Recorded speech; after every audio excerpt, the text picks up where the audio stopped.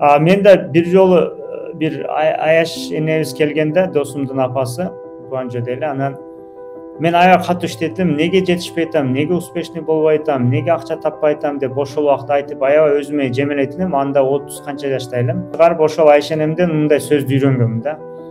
Кыргызда мындай сөз бар дейт.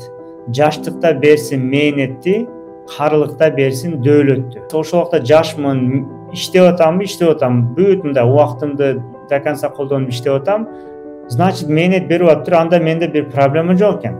Кудай мага мээнет берди, иштеп атам, значит, ал жерде проблема жок. Результат болбойт, анда мындай деген кереги жок экен да. Иштеп атыптыр. Азыр Кудай мага мээнетти берип атыптыр.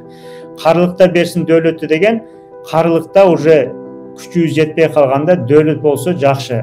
Болбосо дагы чыгып кыйналып иштеп жүргөнү жакшы эмес. Ошого сиздер да өткөн нерсеңиздерге өкүнбөңүздөр. Бул өтө маанилүү. Ал дагы өткөн нерсеңиздер болгону жакшы.